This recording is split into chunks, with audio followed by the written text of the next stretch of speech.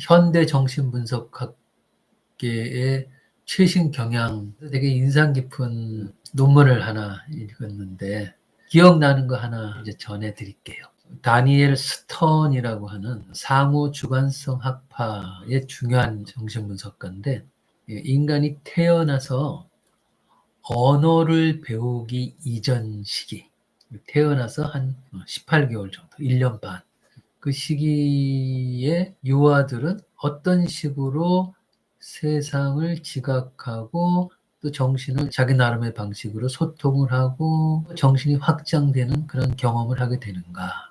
여기에 대해서 언어를 배우기 이전 시기에 그 출생 초기에 그 최초 양육자하고 관계에서 그 눈을 맞추고 그 표정을 이렇게 읽어내고 어떤 제스처나 이런 것에 대해서 원초적으로 또는 태생적으로 금세 인지하고 금세 반응하는, 상황에 맞게 적절히 반응하는 또는 빠르게 반응하는 그런 정서적 연결고리, 연결 기운 이런 것들이 오고 간다는 거예요. 로봇하고 관계하는 거하고 다르게 인간과 인간 사이, 최초 양자하고 영유아 사이에. 그거는 언어를 배우기 이전 시기인데 그때 어떤 반응이 상황에 맞게 또는 상태에 맞게 오고 갔는가, 두 사람 사이에서 오고 가는 반응이 적절할 때 정신이 이렇게 이제 수많은 경험적 자극이 쌓인다는 거예요. 그게 프로이드 선생은 그거를 언어적 또는 기호학적 이해 능력이 생성된 이후에 그런 거를 이제 기억 조직에 저장하고 이런 것이 상당히 이제 구조화되고 조직화된다 이런 얘기를 했는데, 이런 그 언어를 배우기 이전 시기에 언어학적 그 능력과 좀 다른 정서적인 어떤 소통, 직관적인 어떤 알아채림,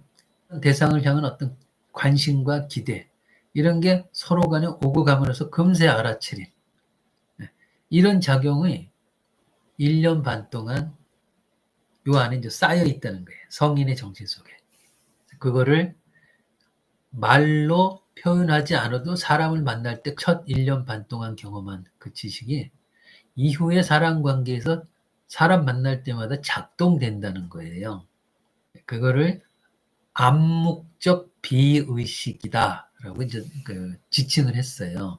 억압된 무의식이 아니라 암묵적 비의식. 말로 표현하지 않아도 금세 알아채리는 능력.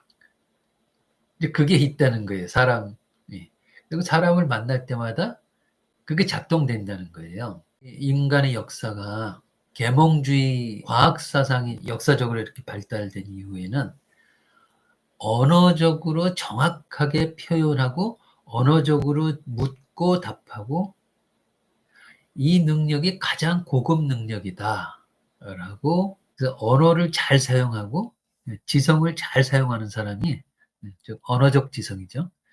그게 가장 개화된 발달된 정신성이다 이렇게 얘기를 했는데, 다니엘 스턴이라고 하는 이 상호 주관성 학파 그분이 쓴 유아 관찰에 관한 어떤 연구 보고서, 이것에 의하면은 언어를 배우기 이전인 첫 1년 반 태어나서 그 사이에 그냥 표정과 표정 또는 감정과 감정 이렇게 금세 알아채림, 이 암묵적 비의식이라고 하는 그 말로 표현되지 못한 어떤 보이지 않는 어떤 지혜가 이렇게 작동이 돼가지고 사람 만날 때마다 그게 작동되고 안 되고가 사람과 사람 사이의 소통에 대단히 중요한 기여를 하는데, 언어를 너무 많이 강조하는 그런 전통적 정신분석 관점, 언어적 소통이 최상의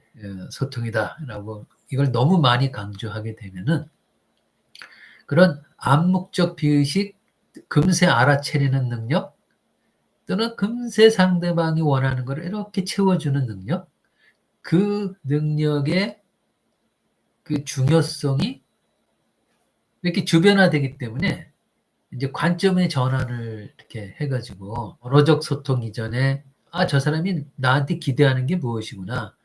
저 사람이 나한테 무엇을 원하는구나. 저 사람이 어떤 의도를 가지고 어떤 저런 몸짓과 표정을 짓는구나. 이거를 금세 알아채려야 이 삶의 상황에서 훨씬 더 풍성한 그런 소통이 이루어질 수 있다.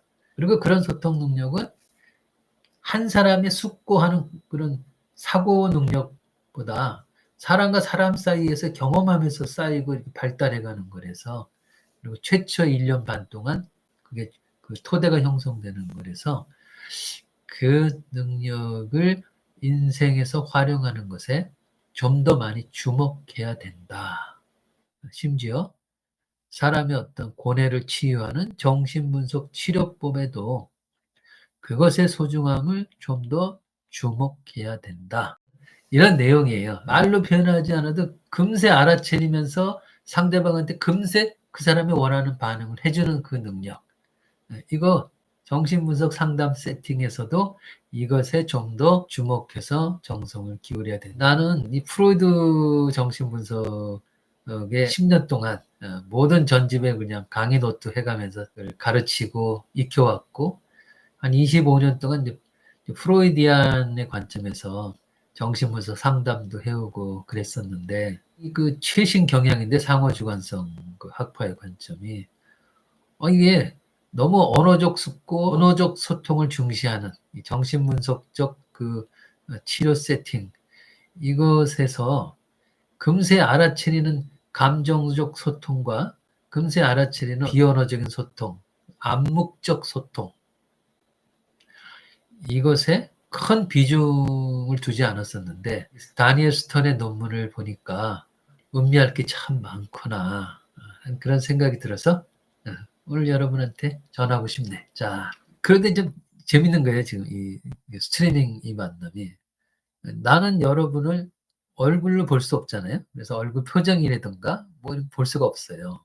그런데 내가 이제 프로이디안 트레이닝, 나를 이제 내가 분석받은 그분들도 이제 주로 이제 프로이디안이고, 그분들의 어떤 그 체험과 그쪽 방면의 연구와 그쪽 방면의 경험을 통해서 가령 상담을 신청해도 메일로 상담 신청을 받아요. 그러면 그 메일 보면은 이분은 어떤 사람이구나. 나는 이 문자 언어를 통해서 상당히 많은 거를 좀 이렇게 내가 나름 이렇게 파악을 할 수가 있는데, 그래서 여러분이 이렇게 문자로 질문을 해도 그런 나름대로 내가 이제 질감이 느껴져서 이렇게 반응을 할 수 있는 거거든요. 이렇게 꼭 얼굴과 얼굴을 맞이하지 않아도. 이것도 문자 대 또 여러분이 또 내 얼굴을 보면서 또 어떤 느낌을 받으면 또 그건 여러분은 또 이게 아까 얘기했던 표정이나 소리나 이런 거를 보고 이제 금세 뭔가 이렇게 저분은 어떤 분이구나. 저분은 어떤 내가 갖고 있는 뭔가를 채워줄 수 있겠구나 또는 없겠구나 뭐 다양한 걸 읽어낼 수 있는 거죠.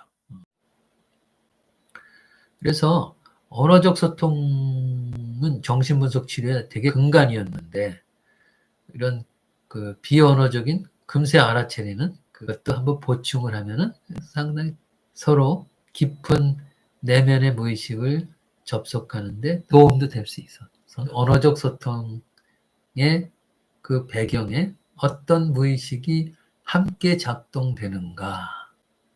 오늘 이 주어진 시간 하여튼 소중한 만남 되기 바래요. 어떤 질문이라도 괜찮아요. 꿈도 괜찮고 다 괜찮아요. 자유롭게